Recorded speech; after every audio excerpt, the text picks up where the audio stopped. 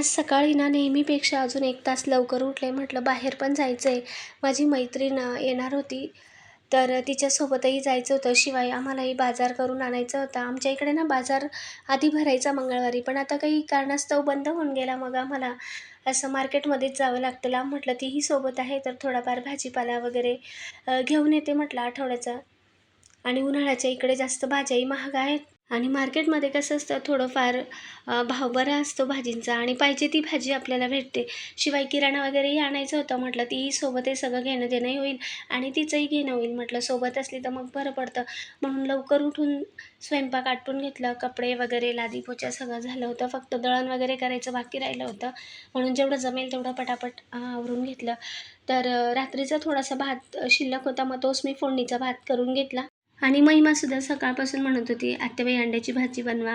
म्हटलं मग दादाला म्हटलं घेऊन ये 2-3 अंडे आणि मग उकडून जो बटाट्याच्या भाजीचं वाटण शिल्लक होतं ना, त्याच वाटणामध्ये थोडासा घट्टसर रस्सा उकळलेला अंड्याचा रस्सा बनवला आणि फ्रीजमध्ये तर आपल्या थोड्या भाज्या शिल्लक असतात, त्या सगळ्या मिक्स करून एक सुकी भाजी, मिक्स भाजी बनवली आणि बटाट्याचा रस्सा, फोडणीचा भात, चपाती वगैरे. माझ्या मुलाला जायचं होतं, मग त्यांनी पटकन जेवण आटपून घेतलं. त्यानंतर महिमाने मी जेवण केलं आणि म्हटलं आता गव्हाचं दळण करायचं होतं, म्हणजे आम्ही जाऊ तेव्हा दळणही घेऊन जाता येईल म्हटलं आणि येताना पुन्हा घेऊनही येऊ. म्हणून मग इथे दळण करून घेते. होईल तेवढं म्हटलं पटापट आवरून घेते, मग तोपर्यंत मैत्रीण येईल. शुभ दुपार. नमस्कार. सरस्वती आई लेक एका मराठी व्लॉगमध्ये तुमचं अगदी मनापासून स्वागत आहे. आजचा दिवस खूप छान आनंदाचा, आरोग्याचा आणि ऐश्वर्याचाही जावो तुम्हाला, हीच देवाजवळ प्रार्थना. तर आज दुपारपर्यंत ना सर्व कामं आटोपली होती.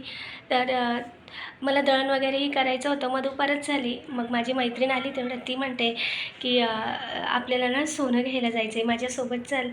तर मग आज ज्वेलरच्या इथे जायचं आहे. तर चला पाहू काय आहे सोन्याचा भाव आणि काय ती सोनं घेते. तर आज ना मला दूध गरम करायची आठवण पडून गेली होती. मग दूध गरम करून घेतलं. मी म्हटलं तोपर्यंत थंडही होईल. तर दूध आता गरम करून घेतलं. माझी मैत्रीण म्हटली 10 मिनटं थांब. मी म्हटलं तोपर्यंत दूधही गरम करून होईल. सकाळी घाई गडबडीमध्ये मुलाने दूध पिशवी आणली होती आणि मी विसरली. आम्ही चहा कोणी घेत नाही, पण आधीचं जे दूध होतं तेच त्यांनी गरम करून पिलं आणि मग ही पिशवी तशीच राहिली. मग अचानक आठवलं, म्हटलं बापरे दूध राहिलं आहे गरम करायचं. मग ती येते तोपर्यंत दूध गरम करून घेतलं. तर जेवणं वगैरे तर आमची आटोपलीच आहे. तिला यायला वेळ आहे. म्हटलं बघू आपणही तिच्यासोबत जाऊन सोनं काय भाव आहे. तसं तर सोन्याचा भाव भरपूर आहे, पण आता तिथे कळेल की आज काय चालू आहे म्हणून. तर ती आधी तिच्या मुलाला घेऊन खाली उभी राहिली आणि मग मी नंतर गेली की खाली ये म्हणून पटकन असं तिने फोन करून सांगितलं. ती पण निघालीच होती. मग आम्ही दोघी, महिमा आणि मी, आम्ही इकडे आलो. मग आता ज्वेलरच्या दुकानात आलो. तर इथे लाईनीतच एक 5-7 ज्वेलरची दुकानं आहेत. ती नेहमी जिथं घेते तिथे आली मग. तर इथे सोन्याचा भाव होता त्या दिवशी, म्हणजे आता झाले 4-5 दिवस. तर हा शुक्रवारचा व्हिडिओ आहे.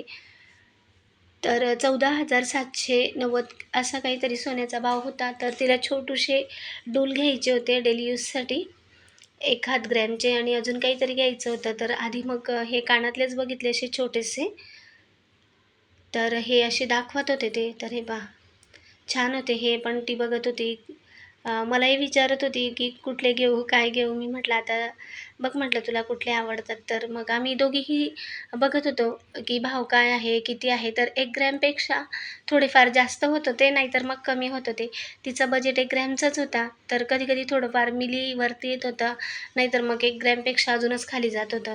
आणि तिला म्हणजे 1 ग्रॅमच घ्यायचे होते आणि मग त्यात त्यांची मजुरी, GST वगैरे त्यातही मग पैसे जातात. तर हे सगळं धरून मग हे कानातले आवडले. तर त्यात असं झालं की हे आहेत 18 कॅरेटचे आणि तिला घ्यायचे होते 22 कॅरेटचे.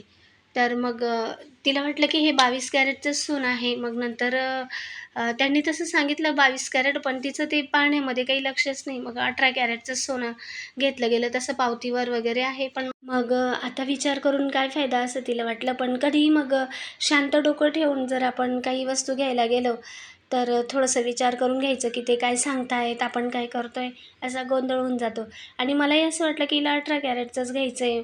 मग मग मी काही बोलले नाही. मी म्हटलं हिला आवडले रिंग, तर हे बरोबरच असतील. मग नंतर तिचं तोंड उतरून गेलं. मग समजवलं तिला. म्हटलं जाऊ दे आता, हौशीचं काय मोल, असं म्हणून मग आलो. जाऊ दे म्हणे, डेली यूजसाठी बरेच आहेत. मग मुलांना इथे आम्हाला खाऊ घालायचं, तर मग मलाही शेवपुरी आवडते. तिलाही मग शेवपुरी घेऊन दिली. थोडाफार बाजार केला, नॉनव्हेज घेतलं आणि मग पटापट घरी येऊन आधी कांदा वगैरे चिरून मटण आणलं होतं, ते हळद मिठात घेतलं आणि कुकरला पहिला शिजायला घातलं. एका बाजूला कांदे भाजायला ठेवलेत आणि दुसऱ्या बाजूला मग मटण शिजवायला घातलं. तर त्यावर थोडा उशीरच झाला होता. 6 ते 7 वाजून गेले होते. या मुलांना खाऊ वगैरे घेणं, बाजार करणं, मटण वगैरे घेतलं, त्यातच बराचसा वेळ गेला. मग आधी पटापट कांदे वगैरे चिरून हे सगळं कामं म्हटलं. तिकडे कांदेही म्हटलं आता भाजत आले असतील तर वाटणही तयार करून घेऊ.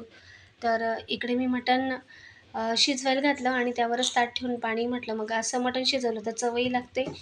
मग चांगलं खळखळ पाणी उकळू दिलं. तेव्हा कुकरची शिटी बंद करून 3-4 शिट्ट्या काढून घेतल्या. आता इकडे मटणही शिजलं होतं, कांदेही भाजून गेले होते. तर माझी आई ना असा मटण रस्सा करते शेवगा घालून. शेवग्याच्या शेंगा आणल्या होत्या. महिमा म्हणत होती की आई बनवते तशी बनव म्हणून आत्याबाई. मग 2 शेवग्याच्या शेंगा अशा 1.5-2 इंचचे तुकडे करून घातले आणि बाकीच्या शेंगा मग राहू दिले. म्हटलं ही म्हणते. तर मटणही मस्त शिजलं, शेवग्याच्या शेंगाही छान शिजल्या होत्या. आता म्हटलं वाटणही तयार झालं आहे आणि मटणही चांगलं शिजलं तर पटकन आधी मग मटण रस्साच बनवून घेते. एकतर आधीच उशीर पण झाला होता म्हटलं आणि माझा मुलगाही येईन म्हटलं 8:30 पावणे 9 जरी आला तर मटण रस्सा झालेला असेल तर एका दुसऱ्या बर्नरवर भात लावता येईल आणि गरमागरम मग 2 चपात्या जरी झाल्या तरी त्याला जेवायला वाढून देता येईल म्हटलं. या हेतूने आधी मग मी मटण रस्साच बनवायला घेतला.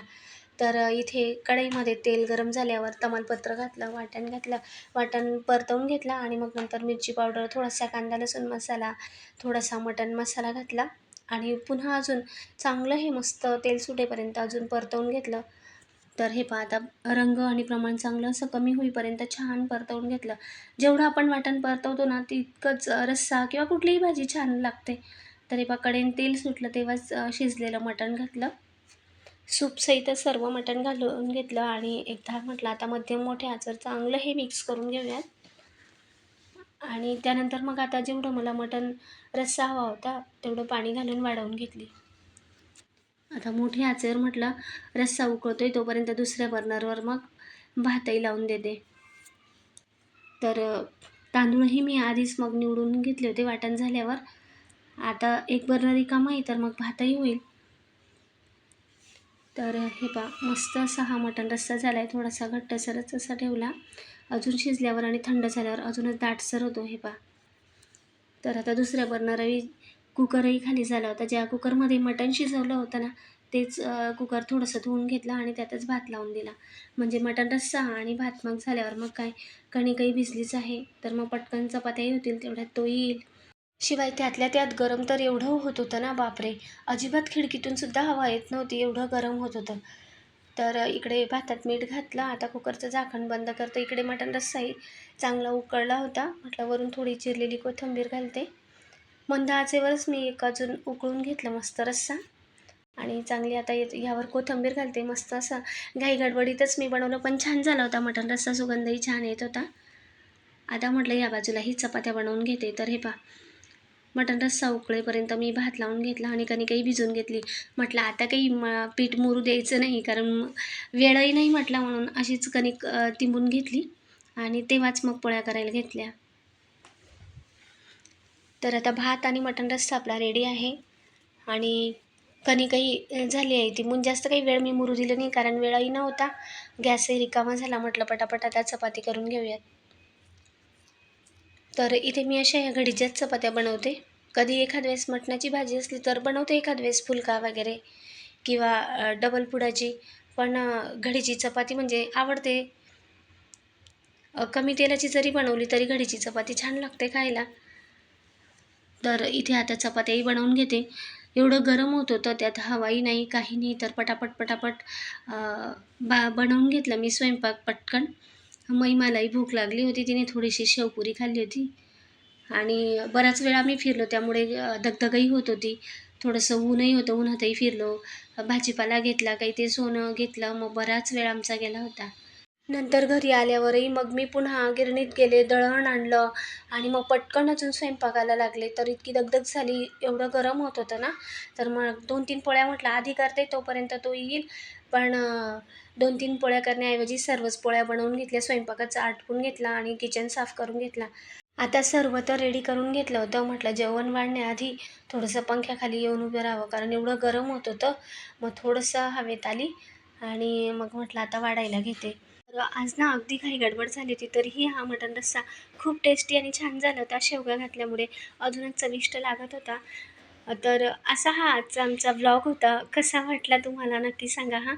आणि आवडला असेल तर लाईक, शेअर, सबस्क्राईब करा. कमेंटद्वारेही सांगा. पुढच्या व्लॉगमध्ये भेटूयात. तोपर्यंत बाय बाय.